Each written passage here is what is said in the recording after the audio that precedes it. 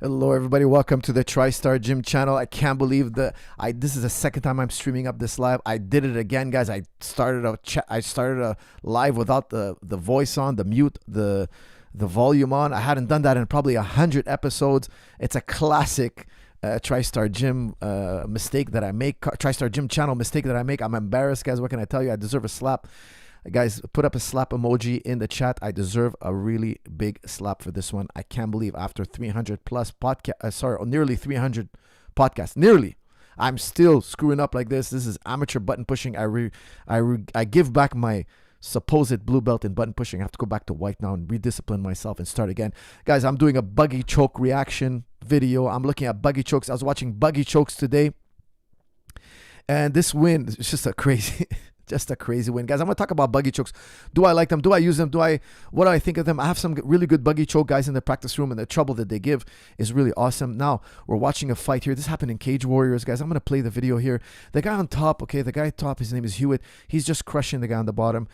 I'm going to fast forward to nearing the Buggy Choke, but I just want you guys to see, look, he's just having his way with this guy named Good on the bottom. He's pummeling the guy. He's just late in the third round now, and he's mounting him. He's taking his back. He's attempting arm triangles. Like, he's got his way going on here. The guy on top is just winning.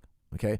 Now, what I love about Buggy Choke, you think you're winning, and then the guy on the bottom just turns the table on you. Okay. I'm going to skip a few here, but you guys can see that the guy on the bottom, he's getting beaten up. You know, he's mounted right here. He could be getting punched right now. The guy didn't do too much punching. He kind of elected to try to grapple more and find that submission, and he's working hard. There's a minute 20, and now he's on his back. Looks like he's going to get that rear naked choke. The angle is not right. The guy on the bottom, he's staying calm. The angle is not right. He's not going to get choked. Obviously, we know what's going to happen. There's a Buggy Choke that's about to happen here. Look at the guy on the bottom, okay? He's about to reach for his leg. Look at him reach for his leg. Now, the guy on the top, you can see he landed perfectly in the middle. Why? Because the guy on the bottom didn't even shrimp to his side. You can see he's completely flat on his back, and he's about to hit a Buggy Choke. Usually, when you want to hit a Buggy Choke, you really got to shrimp hard to one hip. You got to turn to one hip and reach for that leg, and it's not easy to do. You need dexterity. This guy on the bottom, he has an easy entrance. Now, I'll tell you guys, in the fight, he tried it many times, and he just didn't get it. He didn't get it. He wasn't even close. Now, the guy on top is like, I think, sleeping on the Buggy Choke, thinking, hey, look, you tried it before in the fight. It's not going to work. There's literally 1 minute left. The guy on top is winning by a mile here. He's got every position. He got mount, side control. He got a choke attempt. He got the back. And now he's side control, but he's landed perfectly in the middle. Okay, now he's landed perfectly in the middle. He's about to get choked. Check this out. This is as tight as a Buggy Choke gets. Okay, now he's flat on his back. He's got a tight Buggy Choke. And look at this. The guy's going to try to cross face. Guys, you know what you can do here? You can pick the guy up and spike him on his head. This is an MMA fight. Like, I would personally pick this guy up. If I was the guy on the Buggy Choke right now, if I was the man on top, I would stand up right here. You have quite a bit of time here. Just get up. Just get up and slam this guy. And there's actually a really good escape where you can kind of shuck him off you. And now look, he's going to tap. He's super tight in the choke. He didn't know how to escape the choke. Look, this Buggy Choke comes on so innocently. Look, I'm rewinding it here. Okay, I'm rewinding it. He's on the back. The guy who's going to do the back escape now is in like a losing position. He's side control bottom. He's got about a minute, 5 seconds left and a minute, 6 seconds left. And he's going to shoot up a Buggy Choke. This blows my mind. This blows my mind. Why? Because it's happening in MMA.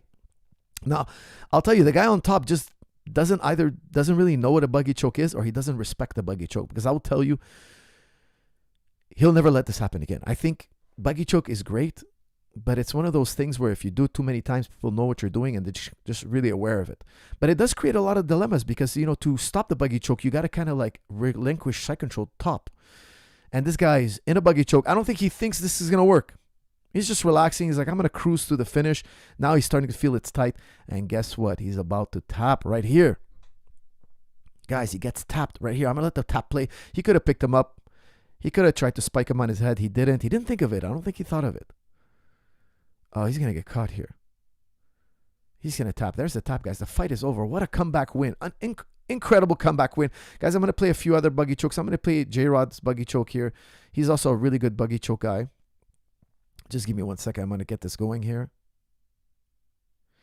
Guys, again, I apologize. I started the first stream without volume. Can you believe it? I can't believe I've done this again.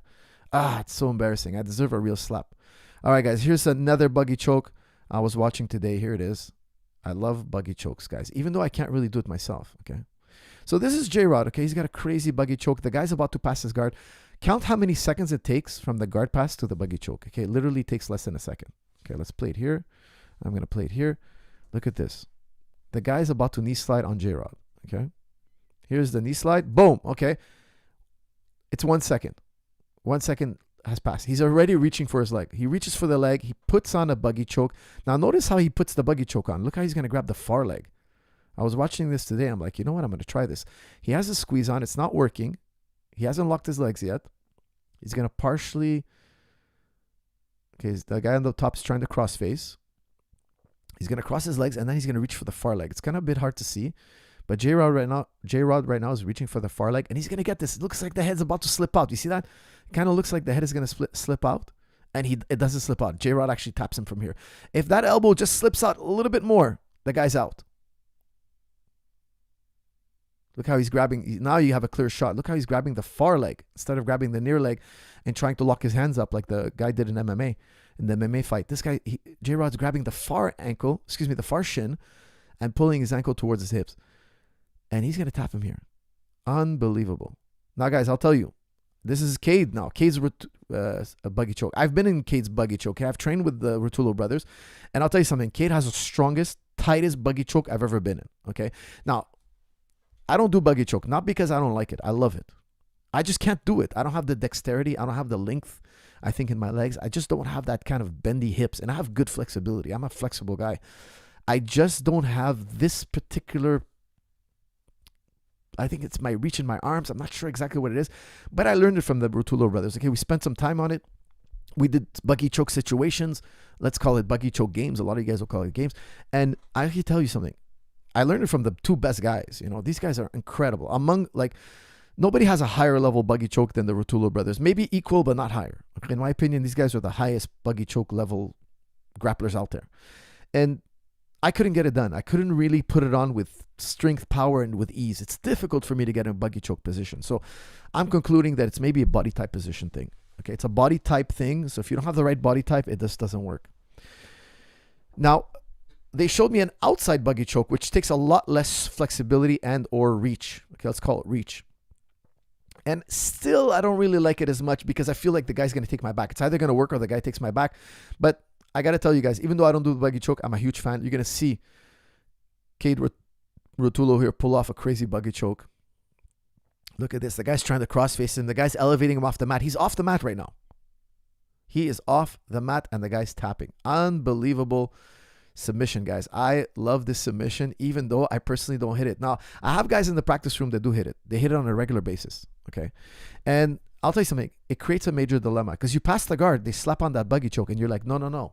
I know about the buggy choke. I've been caught with it before. I'm not going in the buggy choke. So it kind of repels you back into their guard. And then you got to pass the guard again. And then you got to land in a way where they cannot buggy choke. Here's the thing. Buggy chokes are really annoying. Why? Because if you land a certain way, you're going into a buggy choke. And that's what I love about it because it creates dilemmas. In jiu-jitsu, game plans that create dilemmas is really my thing. It's what I absolutely love. Okay, guys, so that's my intro today. I'm going to open it up to comments and questions on the buggy choke. Let's do a little bit on the buggy choke, and then I'm going to move on to ask me anything. We can talk about absolutely anything. Guys, again, I deserve a slap emoji because I absolutely botched the first live. I went in without volume. Can you believe it? It's like a classic blunder. I haven't done it in probably 100 episodes. But again, what are you going to do? Shake it off, coach. You did well to relog and recenter. Thanks, Ajax.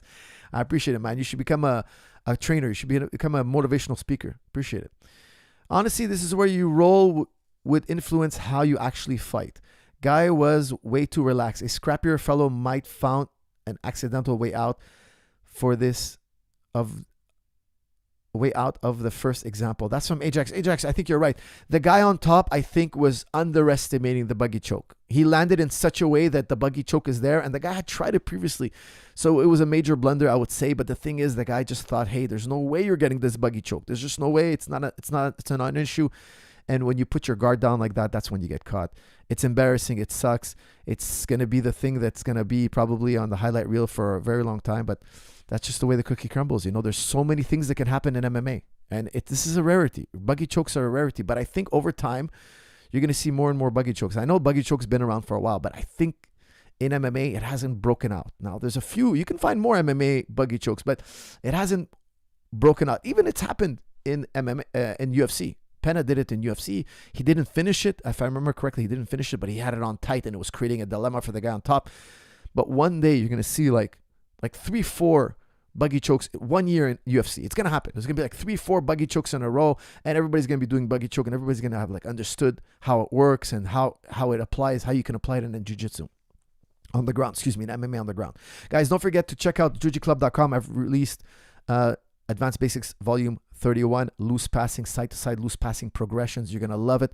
Check it out. Use promo code GET 50 off. The promo code is in the description. And also, don't forget, guys, check out Apex Meditation.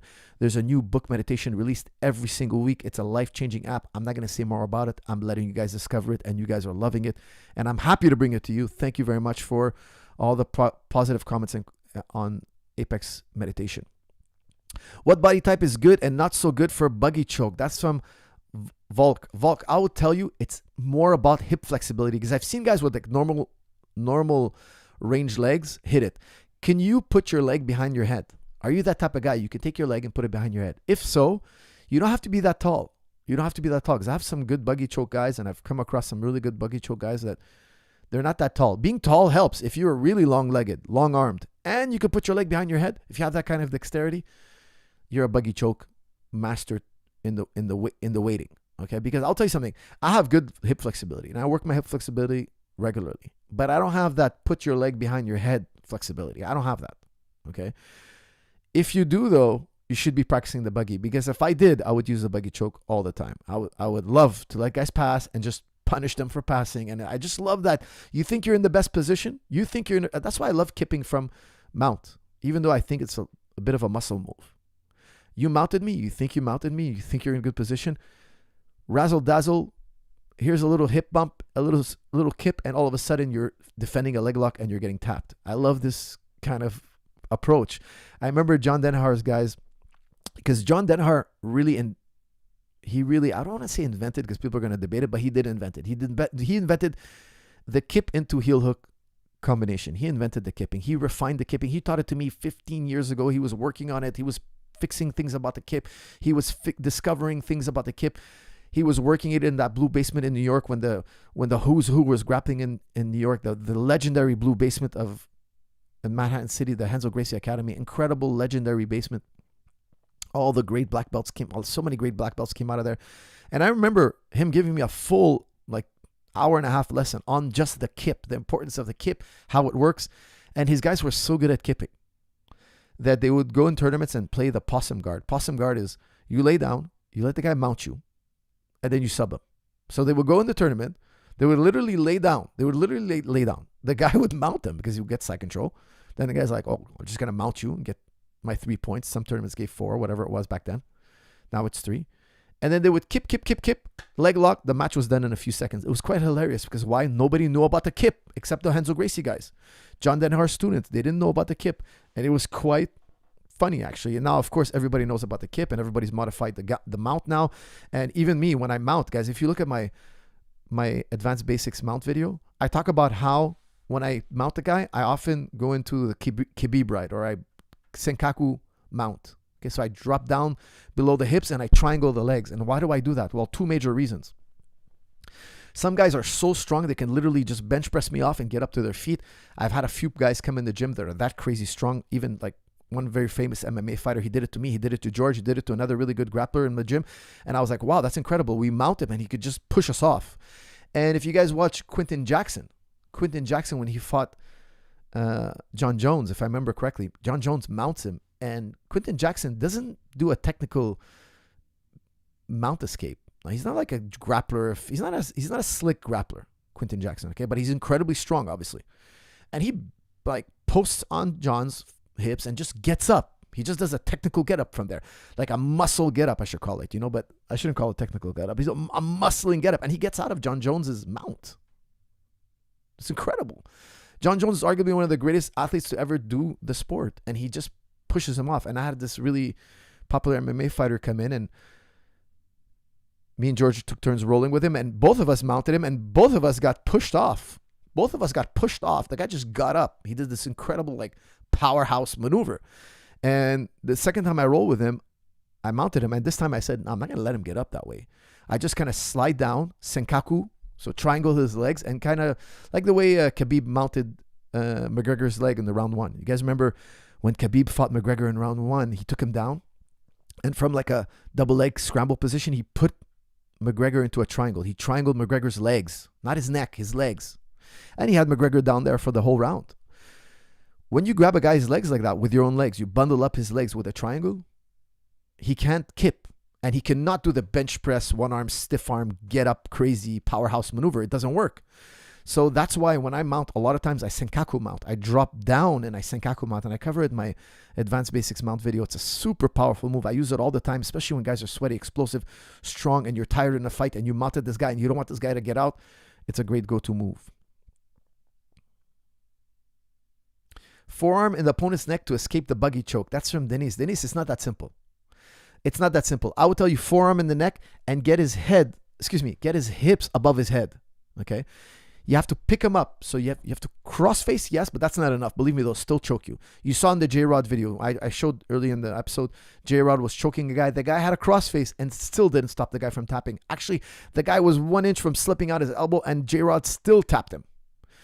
Cross face is good, but it's not enough. It'll buy you some time. You got to pick up your opponent and invert him. You got to put his head lower than his hips and then shuck him off. If you do that maneuver, he'll slip right off. He'll abandon the choke. Actually, he won't be able to choke you. The choke will slip off.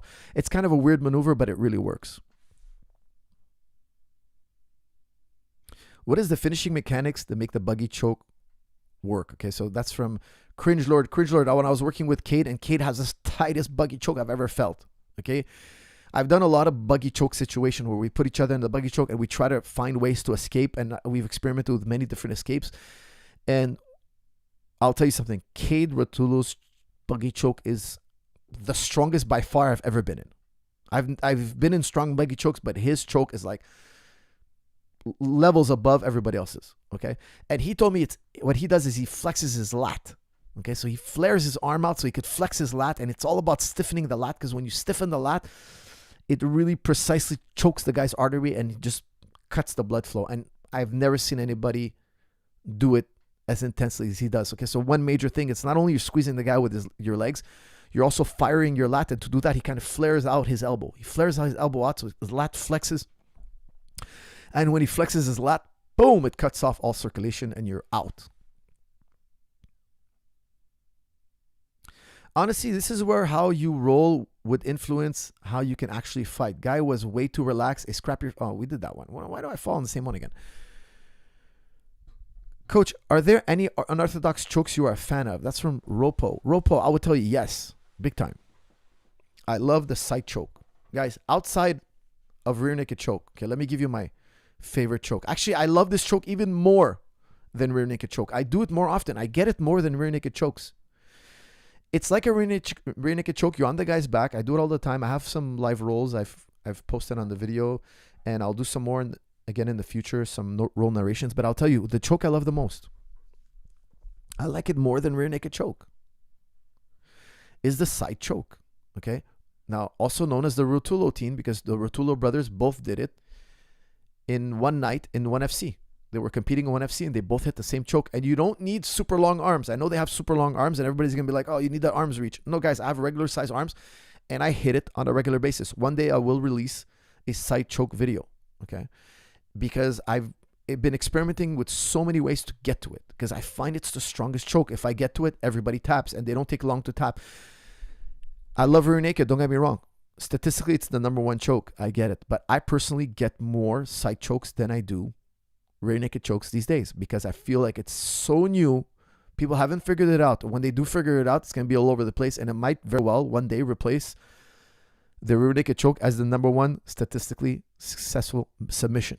Because right now, the most successful submission is rear naked choke. It is, okay? But side choke, I think, will eventually replace it, because we're finding out and exploring and figuring out different ways to get to the side choke. And now the side choke, well, the crazy thing about the side choke is, even though it's like a regular rear naked choke, but your arm is inside the squeeze, it actually makes it tighter. Why? It's the angle. The angle with the arm, because usually, let's say you're doing a an arm in guillotine, it's not going to be as tight as a guillotine directly on the neck, right? Because there's no buffer between the guy's choking arms and your neck.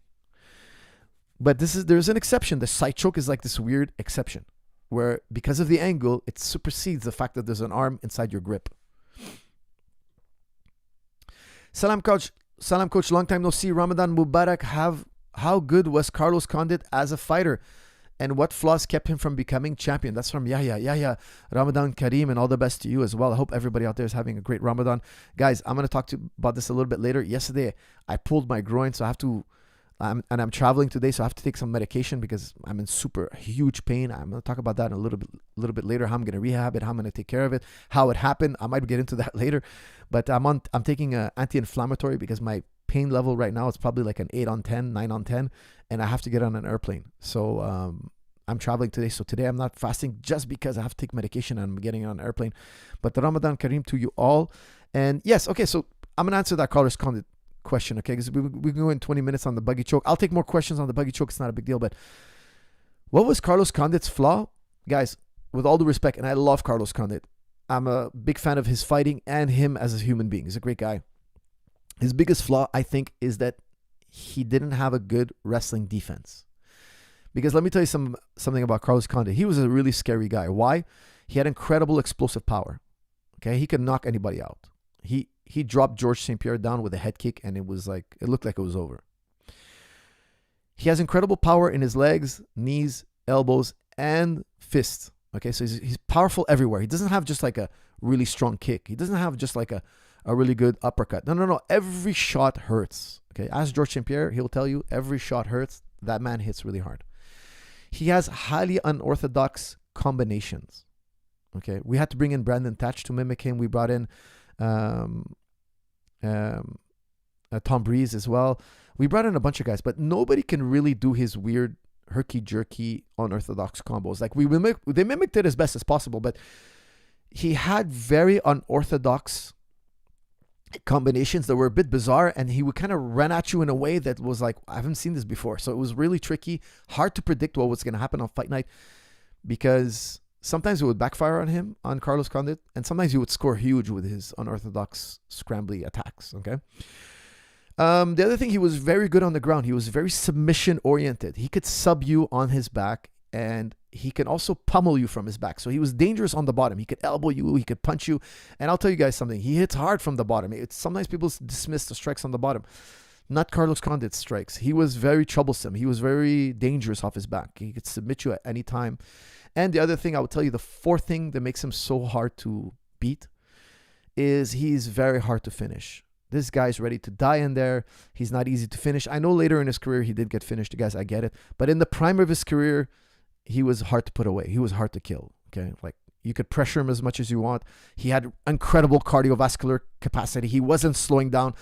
He didn't fade away, and he wasn't easy to put away. Okay, now in his later career, he took some fights. I think they were just kind of paycheck fights. He wasn't in tip-top form.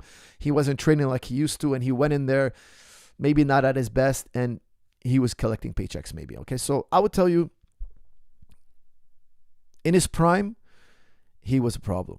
Okay, but his fatal flaw, his number one fatal flaw, I think, that cost him big fights, was that he was a little bit too easy to take down. So Johnny Hendricks beat him and George St. Pierre beat him. And I think the one reason why Johnny Hendricks and George St. Pierre could actually beat him quite reliably is because there was that one gap.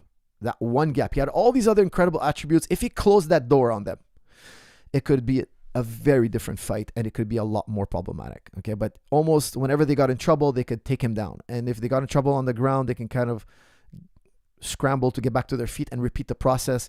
And of course, George St. Pierre has unlimited cardio. There was a time and place where Joe also had incredible cardio. Johnny Hendricks, not Joe. Johnny Hendricks had very good cardio. Not incredible, but very good. Okay. Serious question. Do you think Wing C can get to the UFC? That's from Dark Me. Yes, I think so. If he puts his heart into it, he can. He moves very well. He's gritty. He's tough. He needs more refinement for sure, but he's tough, guys. He's very tough. He comes from street beefs. He doesn't need no fluffy, nice, gentle mat. I was kind of I was kind of razzing George in the practice room. I was like, George, this guy's tougher than you. This guy, he doesn't need a fancy medical examination. He doesn't need a weigh-in. He doesn't need a commission to broker the fight. He doesn't need some fancy mats to land on, suspended floor, gloves. Like, well, he did have gloves in Street Beef. But I was like, George, this guy's actually a real street fighter. You know, like you gotta pick up your game here. No, but seriously speaking, he is a very good prospect. How good was Johnny Hendricks wrestling / power? That's from Varlic. Amazing. There was a time you could knock anybody out, but then it seems weird, you know, after a certain period, after a certain testing, something, a majigger, whatever you call it, his power seems to fade. He couldn't knock anybody out anymore. Let's look at his record, okay? Let's look at his record. You guys tell me your thoughts. Let's look at his topology. All right, let's look it up. I'm going to put it on screen even. Okay, you guys tell me. You guys be the judge. Let me put it up. All right, so we're up here on topology here. We have his topology. He was 13-8 in UFC. Okay, he was 13-8. Let's look at. Okay, so he fought George St. Pierre. Okay, during the George St. Pierre fight, it's right over here. I don't know if you guys can see it. Let me try to move it up here. Let me try to make it a little. I'm trying to make it a little bit bigger. All right, look at my button pushing skills. I'm gonna get that blue belt back. I'm gonna try to get that blue belt back. All right, hold on a second. Okay, I made it a little too big. Okay, here we go. This is his fight with George St. Pierre. That's the first red mark. Okay, then he fought Robbie Lawler, and he won that fight. It was a very close fight. Couldn't knock out Robbie Lawler. Then he fought Robbie Lawler again. Another very close fight. He loses. Then he fights Matt Brown, a decision. Okay, he gets a decision with Matt Brown. Then he fights Stephen Thompson. Guys, don't forget, when he fought George St. Pierre, that's the first red dot here you see on the bottom. We were trying to get a testing going. We were trying to get George St. Pierre to test him. Oh, snap. I didn't put it up on screen. Guys, lots of fumbles for me today. Lots of fumbles. I'm getting back on track. Okay, the first red dot you see on the bottom, that's Johnny Hendricks versus George St. Pierre. He fought George St. Pierre, and George St. Pierre beat him with a very controversial split decision. Was it a split decision? Yes, it was a controversial split decision. He doesn't knock out George St. Pierre. He has a good fight, good performance. This is the fight we were trying to test them both. Okay, we want them both tested. Johnny Hendricks publicly said he would do the testing. Then when it came down to it, he didn't want to do it. They have a whole host of reasons. He wanted the UFC to broker that testing. We wanted an independent committee to do the testing. We wanted certain drugs tested for. Certainly, we wanted to make sure that HGH was tested, Anavar was tested, not all these other things that we don't really care about, because they test for caffeine, weed, all sorts of almost 300 different things that they could possibly test for. You don't know if they're going to test you for it. They might test you for these 3 items that you don't care about, like diuretics or whatever, like things that we do care about, but it's not the prime element. Okay, we want to make sure that the hormones are tested. The hormones, we were really concerned about hormones. Let's test the hormones, right? And they said, no, we can't guarantee that the hormones are going to be tested. Well, that's the whole point of doing this testing. We're paying, and don't forget, guys, that initially George St. Pierre was paying out of his pocket. We were going to pay out of our pocket. Okay, so I was going to pay for one test, the VADA testing, and George was going to pay for the Nevada state to do the test. Long story, okay? I can't get too much into it because I think it was a privileged conversation. I don't even know if I'm allowed to say it, but long story short, we wanted to test. We agreed to do testing publicly. George did the testing on his own, period. Johnny refused to do the testing. Okay, so at the end of the day, he refused to do it. George St. Pierre tested blood and urine, and his tests were posted publicly, and he was clean at every single test. Needless to say, George did the testing on his own. So then after that, the test became mandatory after a while. Okay, so that's when USADA broke out, very shortly after. Okay, so we have the Robbie Lawler fight. He wins. Very controversial win. He got a unanimous win, but a lot of people thought it went the other way. It was a big controversy. Robbie Lawler fights Robbie Lawler again. This time he loses, a split decision, very close fight again. Then he fights Matt Brown. The Matt Brown fight, he wins by unanimous decision, but doesn't get a knockout. Okay, now remember, this is USADA. This is the USADA period. Now we're testing. He doesn't get a knockout again. Okay, so there's no knockout. Then he fights Stephen Thompson. Guys, he gets crushed by Stephen Thompson. He gets crushed, annihilated. Stopped in round 1 at 3 minutes and 31 seconds. Thompson crushes him. He couldn't take Thompson down. He couldn't lay a glove on him. He looked like a sack of potatoes. And Thompson just crushed him. Then he fight Kelvin Gastelum. Don't forget, now we're testing here. Kelvin, decision, unanimous loss. Unanimous loss. Okay, he couldn't make weight. Don't forget, this is the one who he couldn't make weight. He went up a weight division, couldn't make weight. He was making 170 this whole time. He lost to Stephen Thompson, goes up a weight class, misses weight. Then he fights Neil Magny, misses weight again. He misses weight again against Neil Magny. Okay, for those of you can't see it on your screen, but there's a little indicator here that says that he missed weight. Okay, then he fights Hector Lombard. Actually, I got to go back and watch that fight. I don't really remember that fight. He wins this fight. Actually, this is a very interesting fight. I got to go back because this is a very, very difficult fight. I would love to see how he beat him. I'll go back and review that fight. Then he fights Tim Boach. Loses to Tim Boach. Guys, who here remembers Tim Boach? He loses head kick and punches round 2, 46 seconds into round 2. Then he fights Paulo Costa. Has had a horrible performance. Round 2 gets stopped again. And don't forget, in the Tim Boach fight, he misses weight. If I remember, missed weight. Again, he missed weight against the Tim Boach fight. Incredible. He went up a weight class, again misses weight. Then he fights Bare Knuckle. Oh my God, this was the cherry on top. He fights Bare Knuckle, a guy you've never heard of. Dakota Cochran, okay? He gets knocked out in round 2. Big Rig gets knocked out in round 2. Let me look at this Dakota guy's record. 34-13, okay? 34-13. You can see here the guy's only knocked out 8 people out of his, well, how many fights does he have? Let's see. Out of, let's call it 47 fights. 47 fights. This guy's KO power, he has 24 wins by KO, TKO. And he's mostly submission, guys. 47 win by submission. So he lost by KO to a submission guy. Incredible. Like, what happened to Johnny Hendricks? Guys, you guys do the math. You guys do the math. What happened to Johnny Hendricks? What happened? USADA comes in. He has to go up a weight class. Can't win a fight. Barely can win a fight. Out of his last 10 fights, I think he won like 2 or 1. You know, let's call it 2. Hector Lombard, and what was the other one he won? He beat Matt Brown. He's just on a losing streak. Losing streak. Bad performance after bad performance. You guys do the math. You guys tell me what you think that all equates to.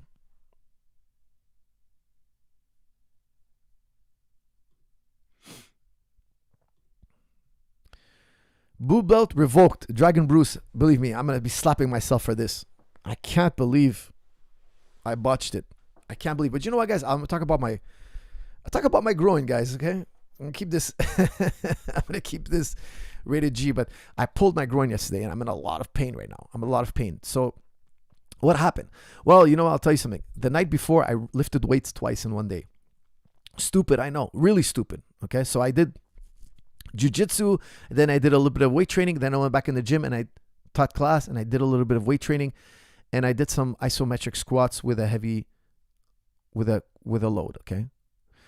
And I think I might have overdone it. And the next day, obviously it's Ramadan now, guys. I'm dehydrated. I'm back in the practice room. I'm having a really good practice. I'm having really nice rolls. I'm feeling good. I'm sweating. And the thing is, I went in that morning to train a pro and I was doing pads. So I did pads for about an hour and a half. Okay, I was holding pads, not hitting pads. And you're taking a beating. And I'm sweating and I'm working. Then it's jiu-jitsu time. Guys, again, I'm no water. I'm dehydrated. I worked out the night before. And I'll tell you something. I had a very few hours of sleep. I'm like a 3-4 hours of sleep, okay, because I have to wake up to eat right before the sunrise and do all that routine, and I was on very little sleep, so I pushed my body too far. And then I finished training my pro and I went into grappling class, taught my class, and started rolling. Now I'll tell you something, guys, I just pushed it too far. I was having really good rolls. I was in my 3rd round. I was really warmed up. I've never strained my groin at this level. I've strained my groin before, okay. I like to say I have a very strong groin, okay? I don't have groin injuries very often. I have a very good, healthy groin.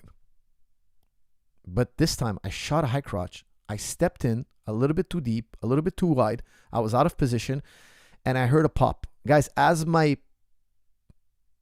groin was popping, pop, pop, pop, I released the pressure. Like, I just felt it. I felt it. Like, I immediately, when I shot, before I felt any pain, I felt that groin muscle pop, it wasn't stable. I released, I kind of collapsed on the floor. I kind of rolled and I let out a yell. I was like, everybody stopped in the practice. I'm like, don't worry, guys, I'm fine. Keep rolling. And I was like, that was it for today. That was it. I knew I was going to be in pain. I went back actually that night to teach class. I had some guys in town for fights and stuff like that. So I went and kind of directed class. I didn't do anything. I just had the black belts teach for me. I kind of told them what to do and directed class. Okay. But I had a horrible night's sleep last night, super pain. Like I'm telling you, this is a painful injury. Guys, I'll tell you, I'm going to use no physiotherapy. I'm not going to go see any expert. I'm just going to let the acute phase subside. So in the next 3-4 days, the acute phase, because now I'm like an 8 out of 10 in pain. I'm going to wait for the pain to go down to, let's say, 5. And after 5, I'm going to start doing my stability training. I'm going to start slowly with stability training. I'm going to rehab it slowly. I'm going to do my stability ball workout, and I have full confidence I'm going to rehab it to 100%. Actually, I hope this will be my last groin injury. Because really, why did my groin get hurt?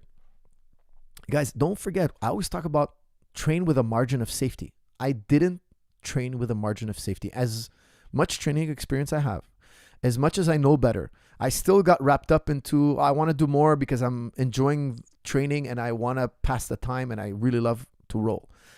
But really, I was dehydrated. I was not fueled up and I was overworked. And I paid for it. Why? I knew my body's at its limits, but I'm having fun. Training is fun. And I shouldn't have been wrestling because I was actually a little bit sore. And I always tell you guys, don't go. The number one enemy is soreness. Like when you're sore, be careful. Your body now is primed to be injured. Okay? If you're tired, if you're dehydrated, if you're sore, you can still train, guys. You can still train. I'm not saying don't train.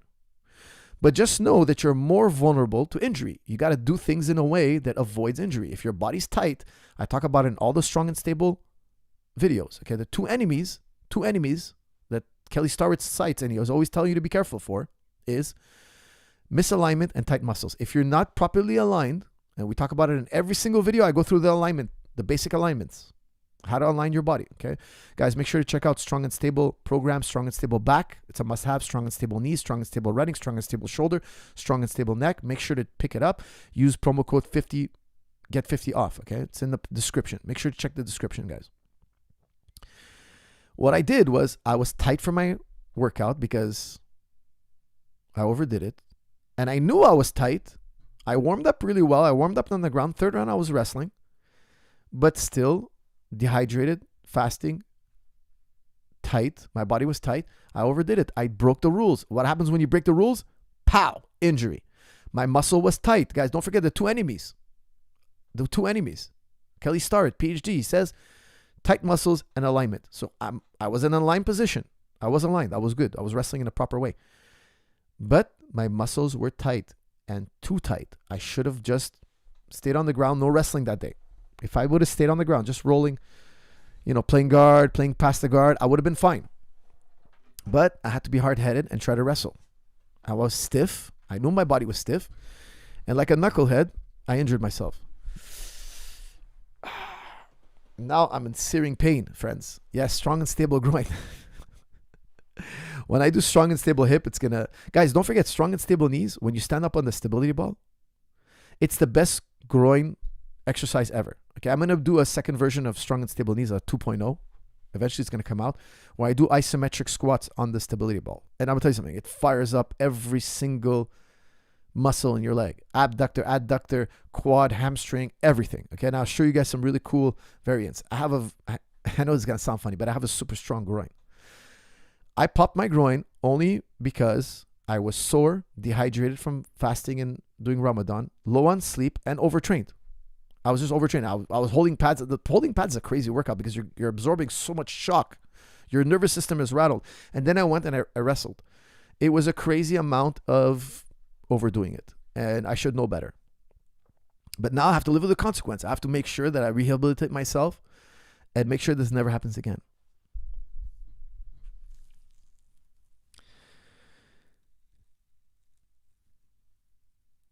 Coach, how crazy good would have been, Coach, how crazy good GSP would have been if he had Johnny Hendricks steroids, first 4-division champ. That's from Mabo. Mabo, I'm not saying the man was on steroids. I'm just saying it's curious. It's curious that he can make 170, and after USADA comes in, he can't make 170. But not only that, he can't make 185. And not only that, he can't knock anybody out anymore. He can't make the weight. And he can't make the weight at 185. Explain that to me. So you go up a weight class, you have 15 more pounds of leeway, and you can't make weight. Somebody do the math for me. It doesn't make sense to me. Like, it just makes no sense. Okay, so some people are going to say, oh, well, he developed an eating disorder. It's possible. Look, there are possible arguments. I'm not saying it's impossible. I'm just saying, look, you're fighting for big money. Imagine you're getting paid. I'm just going to throw out a number, okay? Don't take it with a grain of salt. Let's say you're getting paid $300,000. Think about that. And if you don't make weight, you're giving $60,000 away. Well, you're going to make weight, guys, right? It's only a short period of your life. You're cutting weight for, let's say, 4 weeks, 8 weeks, let's say. Let's say you're really being disciplined. Okay, but at 185, he doesn't have to cut for 8 weeks. He's going to have to cut for 4 weeks. Okay, because, how big can the guy get, Or let's say for 4 weeks, you're being good, and for 4 more, you're being really disciplined because you got to shed the weight. It's not that difficult, guys. It's not that difficult. And for the amount of money, I find it hard to believe that a guy will let $60,000 just be flushed down the toilet. And multiple times, now you're looking at your bank account. You're like, hey, there's over $100,000 missing here because I just like to eat. I like to eat too much. I just find it's kind of crazy. It's kind of crazy. And the fact that he can't get a knockout, you miss weight and you still can't get a knockout. And you're losing to a guy who's not a real high level fighter in the end. But again, that's bare knuckle boxing and anything can happen. I would say, look, bare knuckle boxing is a different animal for sure.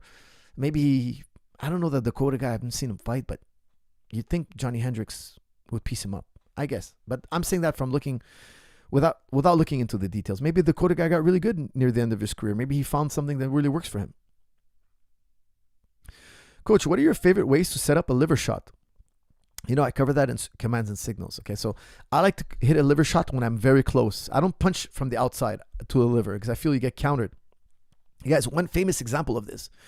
Watch when Chuck Liddell fought Quinton Jackson in their UFC fight. They fought once in Pride and they fought in UFC. Okay, they rematched in UFC. Chuck Liddell has a crazy long reach and he fights from a distance. Okay, he was hard to take down, fought from a distance, fought with the hands slightly down. Okay, midway. He goes for a body shot from really far away on Quinton Jackson. What does Quinton do? He blocks it, boom, throws a right hook and flattens him. Why did you reach for the body from a distance? Me personally, I think that's a faux pas. Don't do it. Okay? The way I set it up is it's like if I was throwing a right hand, but I'm not throwing a punch. I lean, I get my head close to your liver. So if my head is not close to your liver, I'm not reaching for your liver. Personally, I don't reach for the liver unless my head is kind of like in your chest. Okay? So I reach for the liver from a very, very close proximity because the counter is so dangerous, you'll get clipped. So I teach it in commands and signals. I believe it's in volume 1. Okay, it's in volume 1 or it's in volume 2, but I'm pretty sure it's in volume 1. Okay, because I teach body punching early.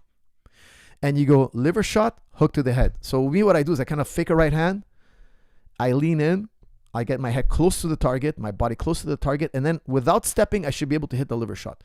These details are crucial because if you skip these details, if you step in to throw a liver shot, in my opinion, you end up like Chuck Liddell, flat on your back. Okay, if the other guy knows what he's doing, he's going to clip you. So I don't believe in stepping in and throwing a body punch. I think you have to be in. You have to have the proximity. So that's why I roll my right shoulder in to load my left side, but I haven't thrown a punch yet. I'm still defending. I lean in tight, and then kablow, I hit that liver. Okay? There's good details to how to land a liver shot. Coach, I'm currently 89 kilos. Would like to reach 81. I have 1.5 hours of MMA/BJJ sessions every day. Can you tell me how can I reach this? They're losing the least muscle. Can you give me 3 meal plan? That's from the Divine. Look, I would tell you really simply, it's all about diet. Okay, it's really about diet. 90% of your gains in terms of being lean is diet. You could lift all you want. You could do as much cardio as you want. It's really your diet. Okay, so I'll tell you 3 things. 1, eat boiled potatoes. Eat broccoli and chicken breast. Those are 80% of your calories have to come from these meals. Okay. Add 1 tablespoon of olive oil. Okay. So that's 4 items. Okay. I'm going to tell you again. Eat boiled potatoes with salt only, no fat. Broccoli, chicken breast, and every meal you're allowed to have 1 tablespoon of olive oil. Okay. Guys, they did an experiment on YouTube like this. Okay. I forget the guy's channel, but he has a great channel. Okay, he has a beautifully illustrated scientific experiments. I'm forgetting his name. I think it's Jeremy Ether. I think his last name's Ether. Really great videos. Okay, and he took 2 people, a man and a woman, and he put them on this diet for a month, and they got shredded. And he said, "Look, this is better than any diet. This is more progress than any diet I've ever come across. Guys, it's the bodybuilder diet. It's been around forever. Nobody's made this up, okay? Not nobody's made this up. This exists a long time ago. I've recommended it many times. It's a bulletproof, foolproof way to get ripped. You can't get it wrong. You cannot get it wrong. It's impossible. But it's boring. And I don't think you should do it 100% of the time. So in that 1 month, he basically gave them only that. Now, you're going to miss nutrients. You're going to miss calcium. You're going to miss other things. I think you should do 80% of your calories come from those 3 items. Let's call them 4 items, okay? And you can eat an unlimited amount of it. So the guy was giving them, the experimenter was giving them unlimited amount of these items, okay? Boiled potato. So not fried. Don't go eat French fries and tell me you're eating potato. No, it's boiled potato with salt, broccoli, chicken breast. He make them eat as much as they want, plus every meal they get a tablespoon of olive oil. Let's count that 3 to 4 max. Okay, don't have more than 4 tablespoons of olive oil because that's 400 calories. Okay, that's going to be more than 400 calories. So don't do that. Okay, just let's limit it to 4. In the experiment, they didn't limit it to 4, but I'll tell you, don't do more than 4. Now, eat as much of that as you want. You're going to get shredded, but over time, you're going to be missing certain nutrients. You got to expand your horizons, food-wise. Okay, so I would tell you, I change it up a bit. I say 80% of my calories come from those 4 items. Okay, the rest I have to kind of like eat fruits and vegetables, eat different things, eat some red meat, eat some lentils, eat some a Greek yogurt, high protein, low fat. Go high protein, low fat items. Okay, it's really important to diversify, or else you're gonna be missing nutrients. Especially you have to add red meat. Now, the people in the experiment, they all lost weight. They got shredded. They didn't lose an ounce of muscle. They put muscle on, so it's exactly what you want, right? But they were saying the diet is boring, and it is boring, guys. I do that diet when I need to lean up. Now, after Ramadan, I'm going right on that diet. Broccoli, chicken, and boiled potatoes. I've talked about it many times. Boiled potatoes is the most satiating food with the least amount of calories, and it's high nutrient. It's a really special and important food. Make sure you're getting a lot of boiled potatoes. It's also very good for training, high intensity training. Dana just said the White House card has been completed and it will be released this week. Taporia versus Makachev. That's from King Chris. I don't think Taporia versus Makachev has been announced, obviously, because it will be all over. And unless it just happened in the last few minutes. And I don't think the card is complete. No, I don't think so. Even though there's going to be very few fights. I think it's only going to be like 7 fights. So like half a normal card, or a little less even. Okay, maybe there's going to be a little more, maybe a little less. I don't know. Okay, but it's maybe going to be 9 fights or whatnot. But I don't think the card is complete. That would be interesting to me because, look, it could be, but I doubt it. Okay, let's just say I doubt it, and I have good reasons to say that, which I can't say. Okay, I'm not going to say anything. I can't confirm or deny stuff, but I don't think it's happened yet. Is sweet potato better than regular potato? That's from El Chapo. Yes. Okay, guys, sweet potato is one of the ultimate superfoods. It really is one of the most nutritiously packed foods. I would tell you guys, mix them together. Like I prefer white potato than sweet potato. Okay, but if you can mix the two, it's even better. Now I will tell you, sweet potatoes are highly nutritious. I circle sweet potatoes on a regular basis. I do like sweet potatoes. I love sweet potato. It's good. Obviously, don't use oils, but sweet potato is like the king. It's really, really highly nutritious. It's one of the most important superfoods you can put in your body. If you want to feel good, have energy, re-energize, have that power when you train and wrestle, when you go and you train in the practice room, you have that energy, make sure to put in sweet potato. Coach, what was the outcome of fruits, honey, and meat with Paul Saladino? That's from LOL. LOL, I'll tell you, I gained fat, okay? I ate a lot of... He told me eat as many dates as you want and eat as much steak as you want. I did it, and I got fat. Guys, my waist is never higher than 34 inches. Never. That's like I'm at my fattest, okay? And on that diet, and he was telling me eat as much as you want. Guys, you can't tell a Lebanese. Eat as many dates as you want. He was telling me carb up with fruit. Don't use starch. Don't use starch. And I like Paul Saladino. He's a cool guy. But he's a surfer. He says, look, I carb up in the morning with fruit. I go surfing. Yeah, but carbing up in the morning with fruit for surfing is different than carbing up for MMA, jiu-jitsu, wrestling practice. It's totally different. Here's the thing, okay? When I talked to him, we had a nice conversation, but I don't think the guy understands our sport. Okay, he's a surfer. Guys, you can give me a couple of bananas and I'll surf for 3-4 hours and I'll enjoy my time. Okay, but in a hard practice room with black belts and wrestlers and guys who've been training their whole life, they want to put you down on your back and they want to pin you down and they want to choke you. You need a lot of energy. And you can't get that energy from fruit. I'll tell you why, okay? Because fruit is mostly half sucralose and half glycogen, the type of carb you need, okay? So sucralose goes in your liver.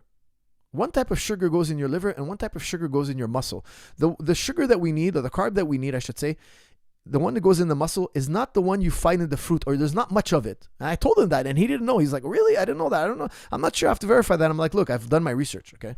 Believe me, Paul, I told him, like we said this off camera. I talked to him off camera. Because I brought it up during the discussion, and then we talked off camera a little bit. I said, look, Paul, your liver can only take about 70 grams of fructose.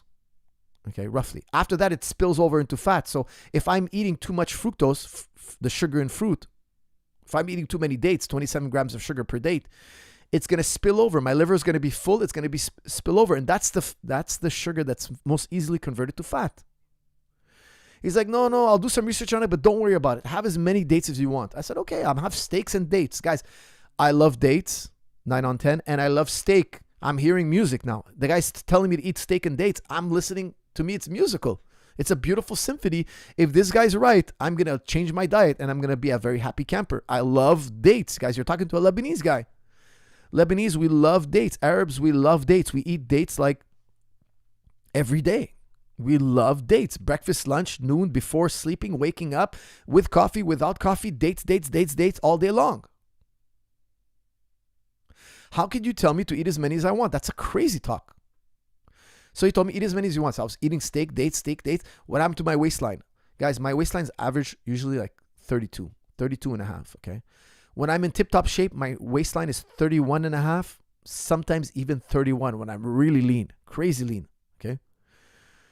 I will tell you, I busted to 34 and a half and I stopped the diet because I was like, I can't go past 34. And I checked my waist, I was 34 and a half. I was like, wow, that's the biggest waist. Guys, the chub on my stomach was higher than ever. And that was only after, I would tell you, close to a month. Okay. I busted. Why? I was having animal fats with sugar, animal fats with fructose. The worst combination possible. It didn't work for me. Now, if somebody was more sensible, they had 1 or 2 dates and they had steak, you will lose weight. Why? Because steak is so satiating. Dates, fruits are generally satiating. But I was carbing up with like 20 dates. That's a crazy amount of sugar. There's 27 grams of sugar in every date. Fructose, half of it is fructose. I did the math. I told myself it doesn't make sense, but I'm going to follow Paul Saladino's advice. Guys, he was doing it for surfing. I think he probably has 1 or 2 dates, a banana. He goes and he does his surfing. I'm going in the practice room. I need a lot of sugar, guys. I need a lot of energy. I'm talking about like doing 7-minute rounds here. We're talking about 7-minute rounds with wrestling. It's brutal. The practice room could be brutal. And also, guys, I'll tell you, I would eat steak. I would roll. I remember one time I was rolling with a black belt. Okay, I had eaten my steak, went to practice. Because usually, guys, my normal diet, I carb up before practice and I have my proteins after. So I'll practice and I'll have my proteins after practice. Okay. Generally, I have some exceptions. Sometimes I have a small amount of proteins before. Okay, but my big protein comes after the practice. Usually, not always. Okay. Why? I had a big steak and I was rolling and the guy passed my guard. Now I'll tell you something. That guy can never pass my guard. Like I've trained with this black belt before. He's good, but I have really I've played a lot of years of guard. And the reason why he passed my guard, I'll tell you something. My stomach was so full. I was so uncomfortable.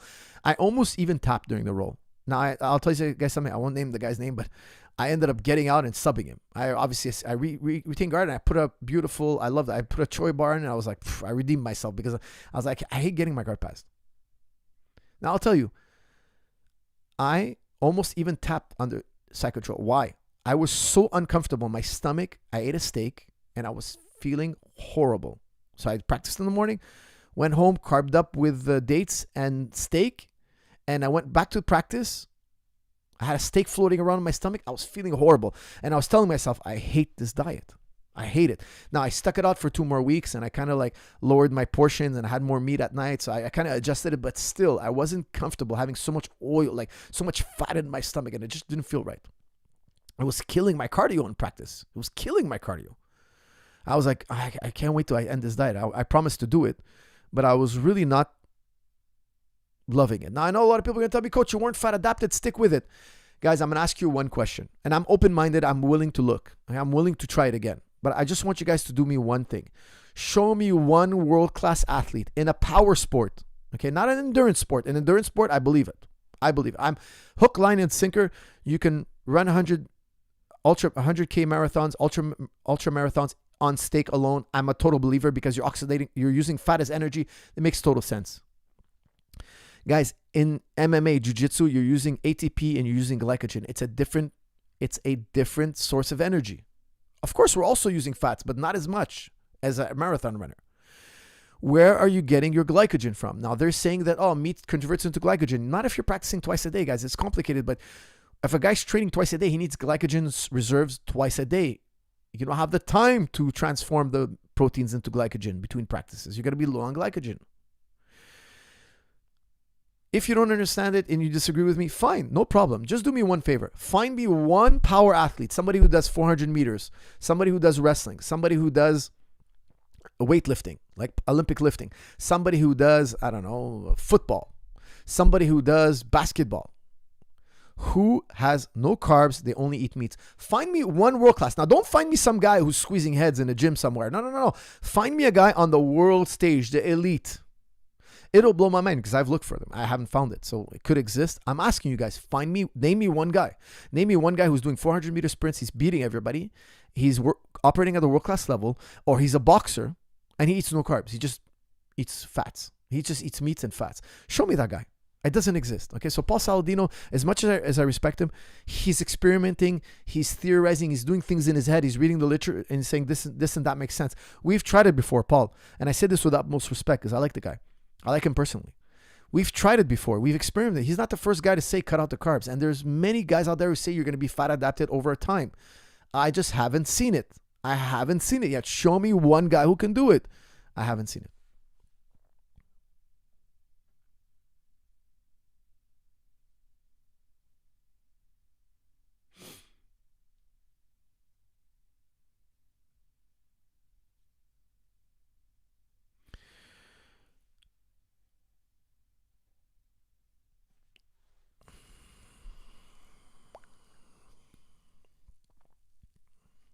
Have you trained with anyone that solved a hip impingement? I used to over-rotate my hips on body kicks and drive my knee down. It jammed the ball socket into the front of my hip.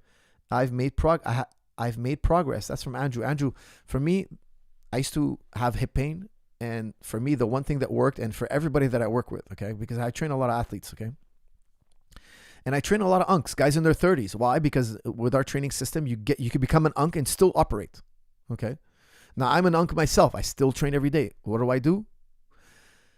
The simplest thing, guys, you don't need 1,000,001 exercises. There's some exercises that they do everything. They do almost everything. And I tell you, standing on the ball fixed my hips. I used to do the flossing with the band. I saw it. Kelly Starrett pushes it. I did it. It made my hips worse. Personally, it made my hips worse. I started having more hip problems. So I started doing more of the flossing where you stretch with the band. And I felt the more I did the flossing, the more my pain increased. So I stopped doing it. I went back to my stability system, my stability program. And I hate to say it, guys, but I know it sounds like I'm trying to push a video. I'm not trying to, really. It's just what worked for me and what worked with my athletes. And that, I feel, fixed everything for me. And of course, I do other things too. There's other movements. But the number one thing, if I'm running low on time and I have to do one exercise, there's two exercises that I feel are equal in viability. Okay. Actually, I will put second place. I will put the lunge matrix. Okay. Lunge matrix, the overhead lunge matrix that I show in Strong and Stable Knees. The second for hips is standing on the ball in a squatted position. Standing on the ball in a squatted position. You hold an isometric hold and that will fix your hips. I don't know why it does it. I have my theories why. Okay. Because you're kind of balancing and you're always shifting back and forth, it ignites every single muscle fiber in your system.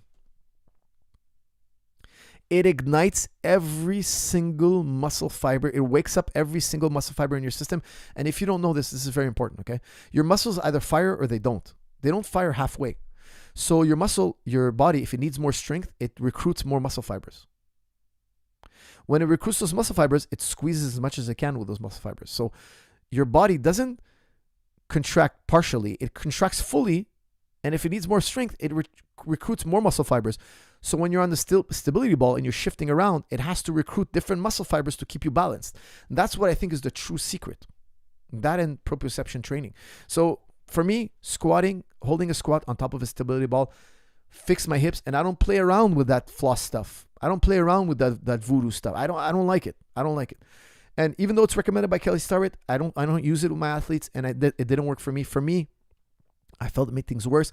All due respect to Kelly Starrett, I'm sure he's helped a lot of people with it. But for me, my personal experience, I think it was more like a new trend that we don't see it, by the way. Look, that's the thing. You see these trends pop up. They're there for 3, 4, 5 years, and then they disappear. Who's doing that stuff anymore? Who's doing the band flossing anymore?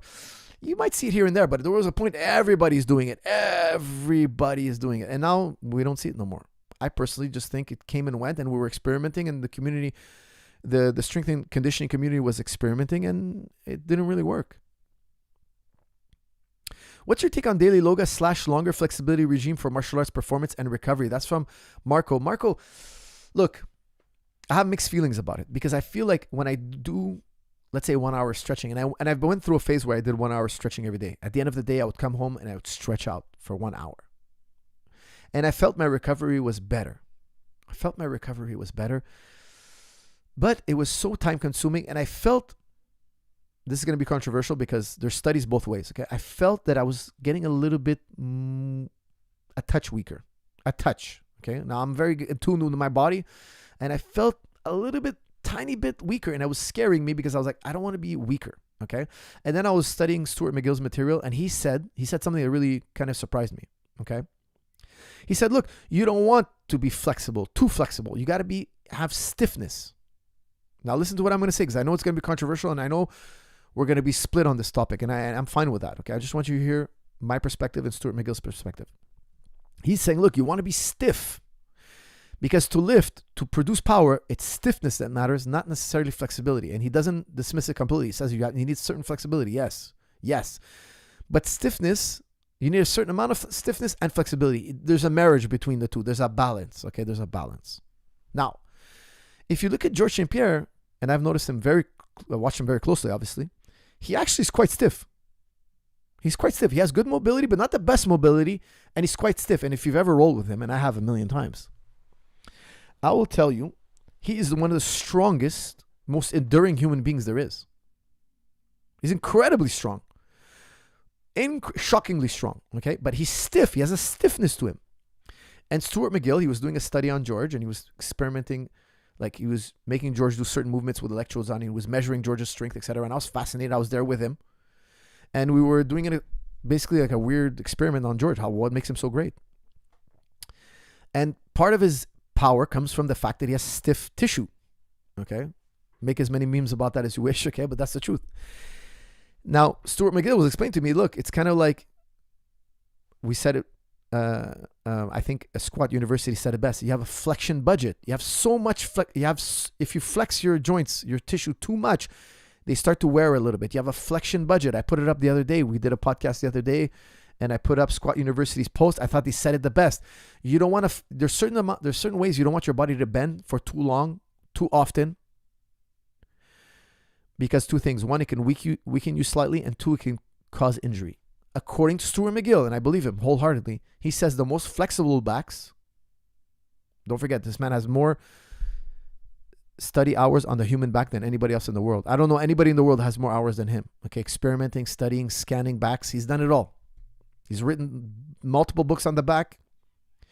He says the most flexible backs he measured are the ones with the most back pain and injury. Talking gymnasts, okay? Over time, they have severe back pain and injury. The back wasn't meant to be flexed that deeply. Now, of course, in gymnastics, they constantly bend their backs in a way that's not natural. They're overly flexible. It creates instability and wear and tear over the years. And according to him, statistically, they have the worst back pain. Now, he'll tell you, don't flex more than 15 degrees. And I agree with him. I don't do any exercises that take me past 15 degrees. Now, I know we're going to have a point of friction here. People are going to be like, no, coach, you got to flex past that. What did Squat University teach us? They said you have a flexion budget. You can do it. And if you do it, you're going to feel better temporarily. You're going to feel better, stronger, new range of motion. You've come through super compensation. I'm a new athlete. I'm a better athlete. Great. We're with you there. We agree that if you do it, you're going to feel better. You're going to get stronger. You're going to develop a better range of motion, just like a pitcher, right? He develops an increased range of motion when he throws a pitch. We tell you if you keep doing it at that velocity, at that level of flexion, you're going to get stronger. Yes. But then after that, one day you're going to throw it and ka-clow. You're going to hear a sharp pop, snap, crackle, pop. Because you have a flexion budget. If you do it for too often, for too long, after a while, you're going to reach a failure point and it's going to break. Okay? That's the full explanation. People just don't hear that part. If you do it for 10 years, there's going to be a snap, crackle, pop one day. It's going to happen. Stuart McGill, Squat University, is telling you, look, you can do it temporarily. Don't do it too often. Don't make it the base of your training pyramid. Now, guys, do I ever flex past 15%? Of course. When I'm doing jiu-jitsu moves, when I'm doing stuff that's my sport, do I go do it in the weight room? No. Why? Because I have a flexion budget and I have to respect that flexion budget. And Squat University said it beautifully. I don't want to put it up again because I've done it before. Okay. They said, look, your tendons get less recovery than your muscles and bones. You got to give them more time. So don't overdo it in the practice room and then go do it again in the weight room. You're busting your flexion budget. I thought it was beautifully said. That's why from now on, I'm going to be citing the way Squat University put it. Flexion budget is a beautiful way to put it. So what I'm telling you guys is if you break through the range of motion, you're going to feel better temporarily. You're going to have super compensation. You're going to feel great. After years of doing it, you're going to hear a snap, crackle, pop. Respect your flexion budget. Do some of it, like in strong and stable knees. I talk about it. I say, I do knees over toes. I do flex in a certain way. Back bending. Yes, I do back bending. But not for high reps and not for progressive overload, so that we respect the budget. We have a recovery time and respect the budget. Guys, for those of you who were here for the whole podcast, I was talking earlier about how I pulled my groin. I broke I hate to call it the groin budget. But I broke through the groin budget. I didn't have a margin of safety. I overdid it. I was dehydrated, fasting, overworked, didn't sleep, shot a high crotch and pop, pulled my groin. Now, I knew I was in a state of soreness because before practice, I was like, oh, I'm sore. I should have warmed up well. I probably had a few flow rolls, but I was tight. My muscles were tight. I was past my flexion budget. I flexed in a certain way and snap, crackle, pop. And now I'm paying for it. Now I have a groin stretch. I have a slight groin tear. I got to rehab it. Now I'm out for I probably won't be rolling for 2 weeks. Now I have to pay the price. I have to rehabilitate my body. Okay. Usually it's 6 weeks, but I feel with my experience, I can rehabilitate sooner. How do you feel about lower back extension? That's from Anna Kid. It's very good if you follow the rules. I don't go past 15 degrees. Okay. And I don't flex that far very often. In strong and stable back, I show a lot of core exercises and I minimize the flexion. Flexion is not bad. We do back bending, but as a mobility exercise. Guys, Stuart McGill does back bending. It's in his book. Okay, you know that famous yoga pose? I think they call it the cobra or something. You're flat on your stomach and you kind of you do a push-up, but your hips are still on the floor and you kind of bend. He does it. He does it in his book. Now, is he going to tell you progressively overload and stretch more all the way back till your feet can touch your head? No, he will tell you don't go that far. You don't need that much flexion for your sport. You don't need it. And he would tell you if you progress that far, over time, you're going to have serious back injury. All right, guys, I'm going to put the injury talk to bed because we've done it so much now today. And I'm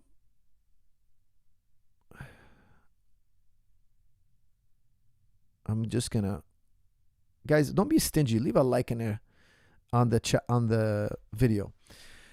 Bonsoir, coach. Could you advise us books with philosophical approach that could explain the Quran easily and avoid believers without education to understand it wrong way? Merci. That's from Kyrie. Kyrie, you know what book I recommend? I think is a soft landing in Islam. Is what's it called? It's a beautiful book. I read it years ago. It's called Memories of Muhammad alayhi salam. Check it out. Okay, Memories of Muhammad. Let me tell you the authors. I think it's a beautiful book. And of course, you're going to learn a lot about the Quran, okay? Let me look up the author. The author is not like an academic hardcore scholar that wrote the book. I think he just gave a Western look, an honest Western look. Okay, Memories of Muhammad. It's written by Okay, it's a stimulating and graceful book, explores Iberian Jewish attitude towards culture transition. I don't think the author's Jewish. Not sure. It is written by Omid Safi. Okay, it was printed in 2000. It was published in 2009. Omid Safi, guys. Memories of Muhammad. I highly, highly recommend it if you really want to get a fair shake. I know a lot of people out there, my listeners, and I have listeners that are secularist. I have listeners that are Muslim. I have listeners that are Christian. I have listeners that are Jewish. I have listeners that are atheist. I have listeners that are agnostic. Some people hate Islam. Some people love Islam. Try to always look at both arguments, guys. Try to be fair. Try to not be biased. Give it a try. See, I study every single religion. I just recently had a long dialogue with a Buddhist professor. I've studied Buddhism. I'm a trained thinker and I study every type of human thought, not just Islam. Of course, I study Islam in depthly as well, but I study every human thought, including atheism. And what do the top atheists say? What do the most respected atheists say? Well, like, I'm doing it in an academic sense, okay? But if you're a regular guy who's just trying to get a overview perspective, I think this is a great book. Okay, it's a very, very good book. Salam, coach. Will we have free will in heaven? What if someone rebels against God, like Iblis? That's from Mabo. Mabo, in paradise, in heaven, we will have free will, yes, but we won't have temptation. Everything in paradise is going to be halal, permissible. So there's no temptation. If you wanted to kill somebody, you wouldn't be able to. You won't have even that desire. If you wanted to lie, you won't be able to. You wouldn't have such desire. Okay, you're only going to enjoy A and B, options A and B, and you're going to decide between A and B, and they're going to be both enjoyable. There is no more temptation. Okay, so look, to have free will, you could have chosen otherwise. That's the definition. Because some people say, look, to have free will, you have to be able to choose evil or good. I don't agree. To choose between evil and good shows whether you are evil or good. Okay, so to know if I'm a good person or a bad person, I have to be presented with two choices, good and evil. And even then, it's really what the intention is in the heart. Because I think you could choose evil and still be a good person. You can regret it. You can grow with wisdom later and change as a human being. You can see the evil and realize that evil is bad by nature, and you grow in wisdom, etc. Okay. Now, to have free will is not to have necessarily the choice of good and evil. It's to have two choices, and you could have chosen otherwise. Okay, so many philosophers define free will as you could have chosen otherwise. You could have eaten an apple or a banana. You chose the banana, but you could have chosen the apple. It's not logically impossible that you chose the apple. If it's logically impossible that you chose the apple, then you don't have free will. Okay, so we're defining free will as how most philosophers will. I'm defining free will as most philosophers will. Is you could have chosen otherwise, not necessarily whether there's good and evil. So in paradise, there's no good and evil. Okay, so that being said, it's really about, could you have chosen otherwise? Salam, coach. You missed my last two super chats. That's on Top Fearless. Top Fearless, my brother. Guys, with that said, that reminds me, Apex Meditation is going to release a book every week, and book meditation, a minimum of one every week. And they asked me to choose the next one, and I chose a book on fear. I chose, it's called Feel the Fear and Do It Anyway. Feel the fear and do it anyway. Now, I haven't read the book myself. That's why I asked them to do it, because I've heard so much about this book. And fear is such a huge topic. People ask me about fear all the time. I wish I could read 100 books on fear in 1 year. Like, I really want to get deep into what fear is and how to overcome it, etc. So that's why I asked him, let's do a book on fear. And I heard about this book so many times. Actually, one time I was on a bus ride, the UFC shuttle, and one of the fighters handed me the book. He was reading it. He's like, it's really good. You got to read it. And I kind of skimmed through it. And I was like, man, as I skimmed through, I was like, yeah, it's interesting topics here. And I never got to that book. Guys, I love books. I collect books. I read books all the time. But I never got to feel the fear and do it anyway. And I was recommended that book, and I've heard about it so many times. And now I'm asking Apex, do a book meditation. I'm going to listen to that book meditation when it's released. It's supposed to be released on Monday. And when it is released, I'm going to listen to it and check it out. See if I get a taste for the book. If the book makes sense to me, rings true, I'll get the book and read it. What else we got here? Oh, I missed your super chats. Okay, let me skim back through. That's right. I got to check for my brother's super chats here. All right, here it is. Is this one?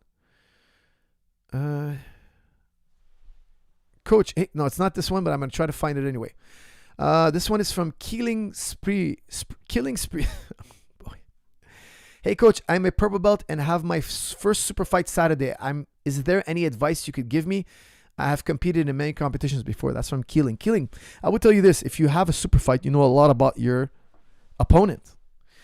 I want to ask you one question. What's the best thing he does and how do you take it away from him?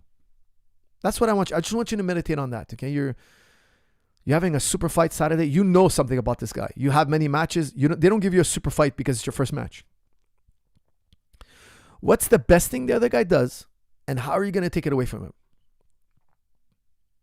How are you not even going to let him get in the ballpark of doing what he loves? Okay, take away his bread and butter, my friend.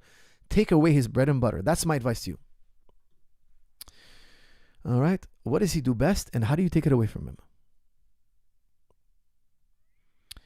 Okay, friends. There was another super chat that came in. I like to put the super chats to bed and, of course, do the non-super chats because I know a lot of the guys out there, they can't afford super chats and I don't mind doing non-super chats.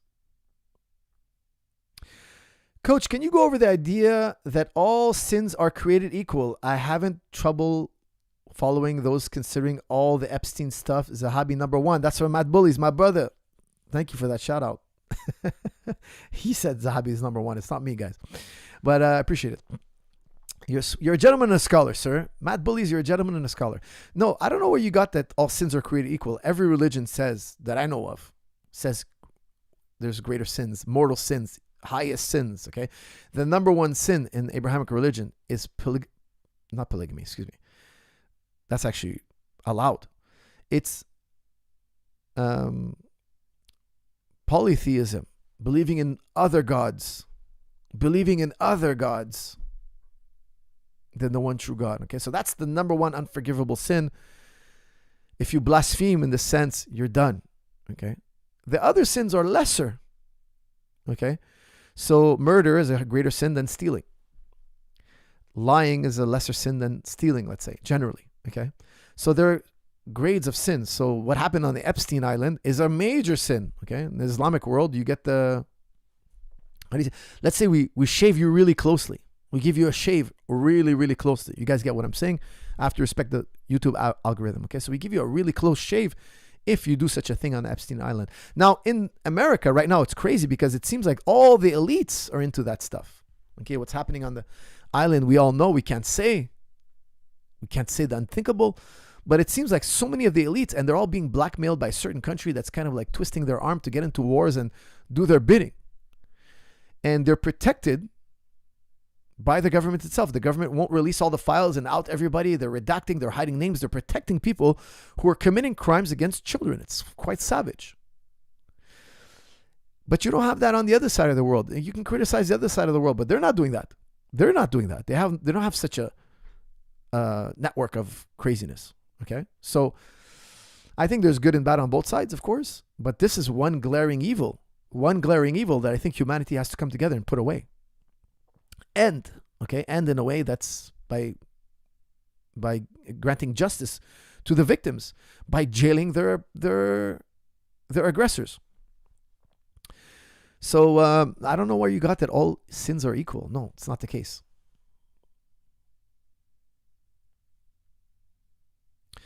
Hey, coach, my friend went to sleep from a buggy, was a huge upset. Copa de HK No Gi Blue Absolute versus Prenex. You can find it on YouTube. Well, you know what, Top Fearless, I played Buggy Chokes already. I'm not going to do this one again, but thank you for trying to humiliate your friend on my channel. But I don't want to humiliate the guy on my channel. So I'm going to skip that one. If it was him getting choked out and he's asking for it, I would do it. But some people, they don't like being shown on TV getting choked out. Coach, Taporia got taken down by Bryce Mitchell, who is not a very good wrestler. What makes you think he is going to be able to stop Armin's takedown? That's from Cremidius. Cremidius, I would tell you, because he's going to be way more on the lookout of an Armin Sakurian takedown. With Bryce Mitchell, guys, watch that fight. And I say this with the utmost respect, but Taporia was playing with his food. Now, Bryce Mitchell, like him or not, he's a really good fighter. He's got stiff striking. He's got a good punch. He's stiff. And he's a very good grappler. And he's got very aggressive takedowns. But guys, Taporia was playing with his food. So, yeah, he got taken down. But if you told Taporia, hey, don't get taken down. It's really bad if you get taken down because this guy could really maul you. I think he would be more careful. He kind of got a little bit more aggressive on the stand-up and kind of relinquished some takedown defense. There's a give and take there, okay? He wasn't being conservative with Bryce. Why? Because he doesn't care if he gets taken down by Bryce. He could overpower Bryce, and he probably feels he could out-grapple Bryce, okay? With Armin, he's going to be on high alert, okay? So I think he will stop most of Armin's takedowns. Not all, but most. And even if Armin gets him on the ground, he's not as good as Bryce Mitchell.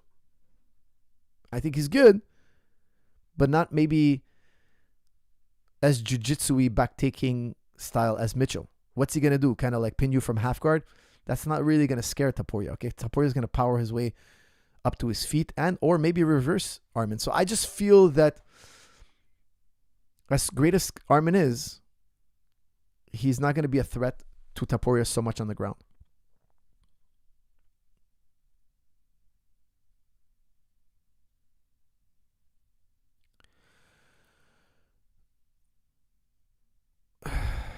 King Chris, man, please don't go there. I'm gonna have to put you in a little timeout. Okay, 5 minutes, please don't go there.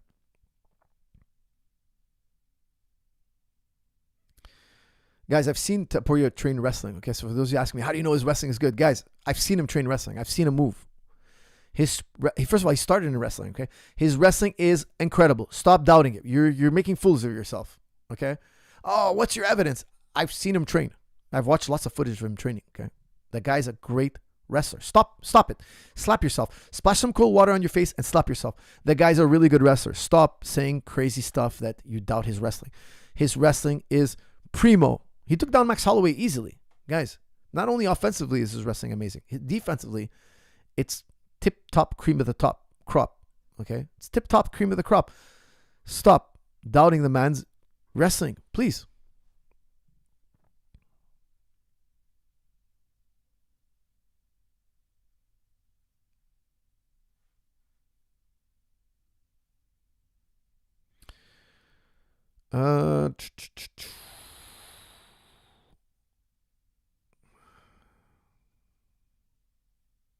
Did you see the video of the Marine denouncing the Blue Star country? That's from Anokid. Anokid. Yes, I did. And they broke his arm savagely. He was screaming, the Blue Star country, we don't have to fight for them. They're pushing us into this war. We don't have to go there and die for them. Because a lot of young men, guys, you cannot, newsflash, okay? You cannot change the regime. You cannot dominate the country in question that were in the Middle East without putting boots on the ground. You can't just bomb them from the air. You can get so far, only so far, okay? They're not going to give up unless you get in there and put your boots on the ground and fight. That's going to cost a lot of red, white, and blue lives. It's going to cost a lot of red, white, and blue lives, guys. Get with it. Wake up. And not only that, even if they don't die over there, when they come back, they're all screwed up in the head. They saw atrocities. They're all distraught. They're all unaliving themselves on a regular basis. They're all dysfunctional. You guys ever see Donald Duck? See Donald Duck? He's dressed in a Navy uniform, right? And he comes back. He's got like 3 nephews, Huey, Dewey, and Louie. And he's losing his temper. Donald Duck is always like, yeah, he's wearing a Navy uniform. He's PTSD, Donald Duck. He's like after World War II, they had Walt Disney, popped off, started getting super popular. What happened? Well, they were inspired because they had so many troops coming back from World War II. They're all distraught, psycho. It inspired a certain character that loses his temper immediately, who's dysfunctional in society, and they called him Donald Duck, and they put him in a Navy uniform. The guy's wearing a Navy uniform, and he's like flying off the handle. Well, when you send your young boys, your young men, to the other side of the world to blow each other up and shoot each other up, fill each other full of holes, that guy's gone. When he comes back, he's not the same dude no more. He has all sorts of moral questions. He's distraught. What he did, what he saw. His buddies are dead. He saw vicious things. He's never the same human being again. They live a hell. They live a type of hell. Okay? So why are they doing that? Well, this Marine got up and said, no, I'm not doing it. I'm not doing it. We're not going to do it. And they physically grabbed onto him and started putting him out of the room. And he grabbed onto the door and his arm was jammed, and they pulled him so hard it broke his arm. You even hear his bones break. And the committee wasn't even turning around to look at him. So they're facing away from him. They're all turning around. This young girl's like, oh my God, you guys are you're not even turning around. She's pleading for help. They won't even turn around. They're going about their business like he doesn't exist. The guy's a Marine. He put his life on the line. He served his country. They won't even turn their necks. They won't sit him down. They won't reason with him. They pulled his arm. His arm broke. They carried him out like a sack of potatoes. They discarded him. Vicious. Guys, that guy is a brave man. Why? He's speaking truth. Every time they go to war, Vietnam, both Desert Storm, everybody now at post looking back, oh, it was a bad idea. Firebombing all these Asian countries, firebombing all these Muslim countries, Arab countries, didn't do us any good. Why? You have mass migration. Now you're going to see, if they go displace the Iranians, you're going to have all sorts of Iranians flooding Europe, all sorts of Iranians flooding the West. They're going to come here. They're going to have to restart their lives. And everybody's going to be complaining, oh, there's so many brown people. Why are these brown people coming here? Why do they come here? Well, you bombed their country and you took their resources. You bombed the country, you take their resources. What do you think is going to happen? What do you think is going to happen? They want to live like you. They want to survive. They want to go somewhere where there's water, drink, Wi-Fi, like opportunity. They want to live just like you. They had a home. They had a business. They had a dynasty. They had a way of life. And you went in there and you took that all away. And now you're complaining that they want to come in here and survive. So it's creating the same domino effect we had the last 25 years. More than 25 years. America's been at it more than 25 years. But why do they do it? Because a few of them get rich. A few elite are going to get crazy, crazy, crazy rich. And it's going to fatten the pockets of the elites globally. Not just American elites, but globally. Okay, so look, you're going to see the price of gas going up. It's already going up. It's going to skyrocket. There's lots going on, but that guy's a brave guy. He knows it's true. He knows it's true. He knows that fighting for the blue starred, white and blue starred flag, it's nonsensical. We don't need it. All they got to do is stop being so aggressive. Stop attacking every single country. Now they're declaring that Turkey is the new Iran, the next Iran. It's like, dude, you want to attack Turkey? They're a NATO country. It's crazy. How many countries are you going to go after? Are you going to fight the whole world till you're the last one left? Is that what they're trying to do? It's kind of like they're trying to eliminate every single possible person. And eventually they're going to want to eliminate themselves, because they're going to be like, hey, this type of person is different than this type of person. We have to fight each other. They keep finding ways to instigate fighting as opposed to diplomacy.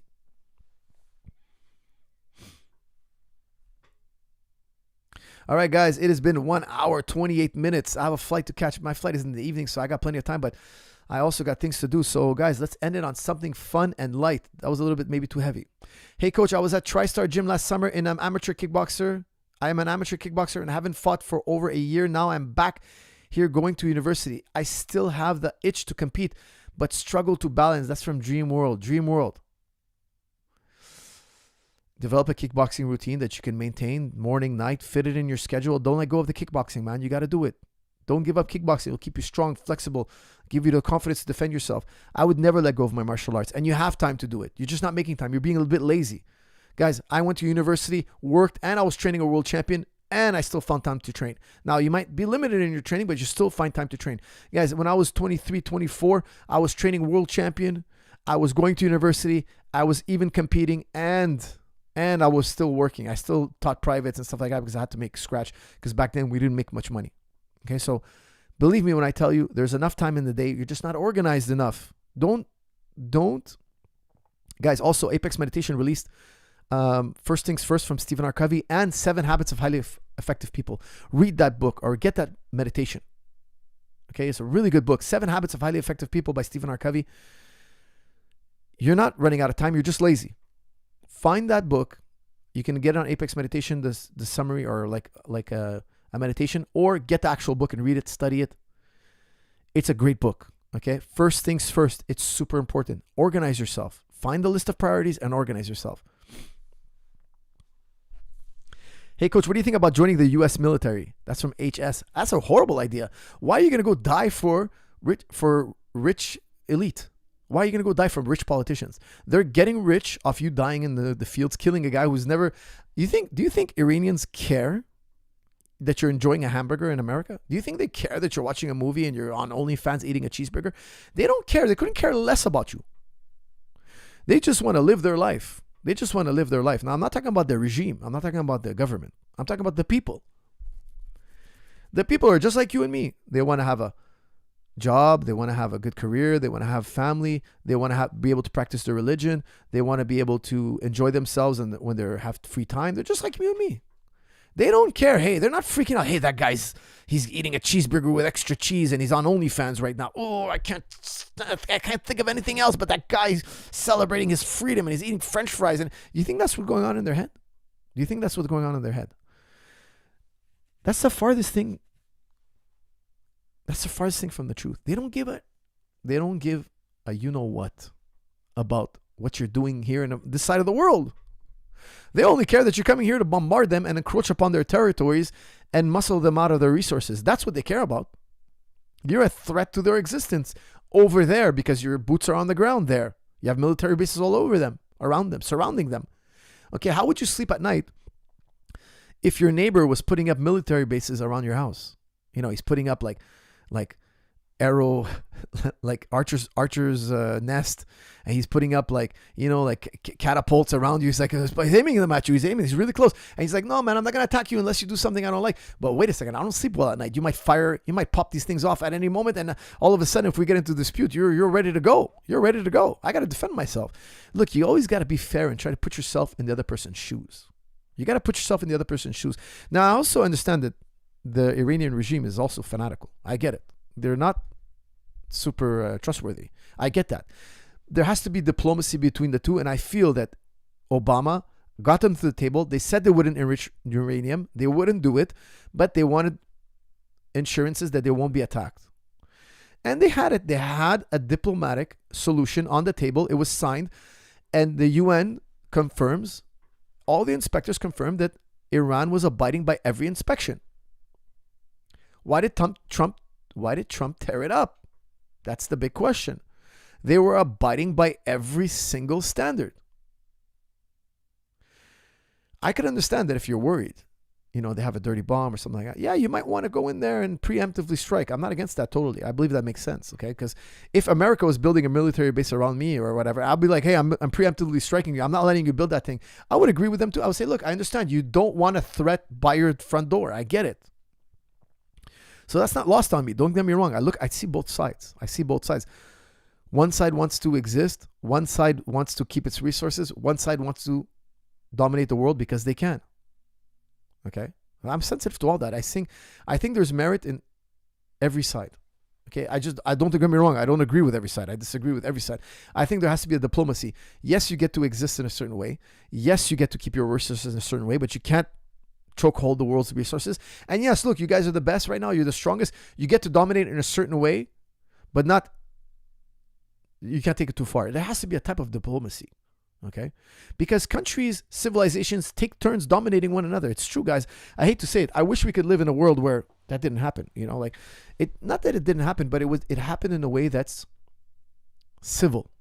Because it's true. One day China's going to rise and they're going to be like, hey guys, look, this is our turn now to have our day in the sun, and we want this and that, and you guys have to compromise a little. Okay, we could see that. You know, we could see that. Look, you're leading the world right now. You're the biggest gun, and we got to respect that because we can't do anything about it. But there has to be a leniency, a diplomacy. Why? Because when it's our turn comes around, we're going to be lenient as well.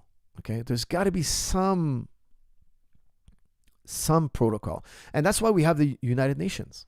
That's why we have the Geneva Conventions. We made a protocol. We made an understanding between the world that we're not always going to be on top. And when we're not, we need to have this type of diplomacy.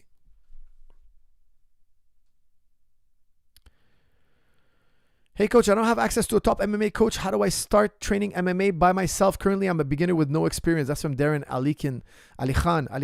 I would tell you, my brother, get my advanced basic series. Okay. Get that. Get the wrestling videos as well. Start there and get a man's guide to throwing a punch. Guys, don't forget to use the promo code. Get 50 off. It's in the description of this video. It's on the website when you go on jujiclub.com. Okay, guys, check it out. Get 50% off. Those are life-changing videos, the best videos for the best price. Also, guys, shout out to Apex Meditation for making this episode possible. I want to thank you all for tuning in. Please like, share, and comment. Guys, don't forget to like. It helps me do more videos and connect with you guys more often. So please, takes one moment, push like. That way we could do more videos and enjoy more fun. Thank you all for tuning in, and I'll see you all in the next one. Thank you.